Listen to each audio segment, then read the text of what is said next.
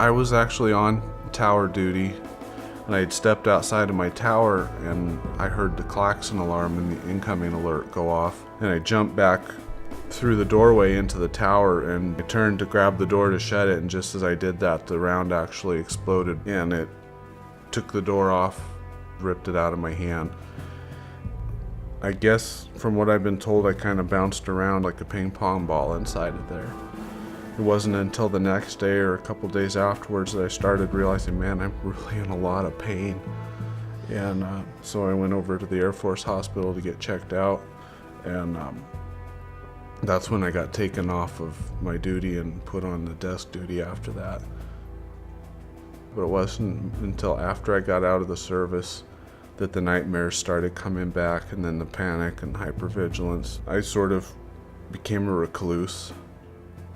I just kind of like holed myself up in this house because I didn't feel safe. My mind would replay combat scenarios constantly.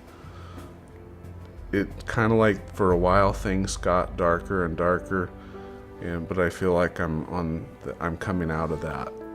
You know, you go to combat and you come back, but the combat never really ends.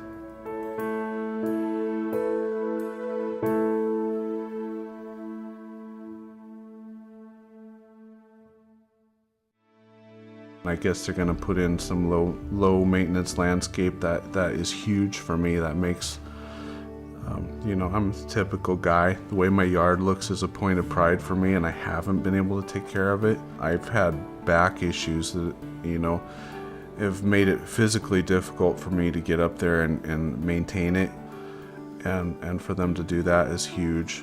They're gonna update a lot of stuff that we would never be able to afford to do. It's giving us a foothold on being able to move into the future, you know, from a financial standpoint, and from that way that you just worry about stuff and it weighs on you, and a huge weight is being taken off of both of us, I think. I think it's going to give us both the ability to focus on moving forward. There's so many veterans out there that are suffering from what they've been through silently. I'd read a statistic that approximately 18 veterans are committing suicide every day. And it's just, what that is a reflection of the fact that we're coming home traumatized and not really knowing how to deal with what we've seen and what we've been through. I see the Homes for Heroes project and Habitat for Humanity and Team Rubicon, what you guys do.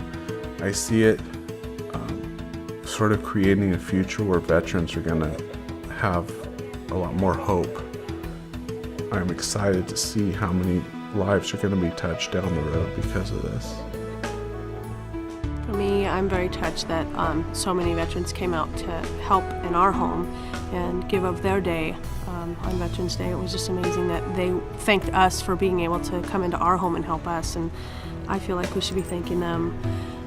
I'm just, again, overwhelmed with all of the changes that's been done and the work that has been here, and it's going to make such a difference for us. I'm very grateful. Overwhelming is the only thing I can say. You know, there's no words for how thankful we are and how amazing all of this is.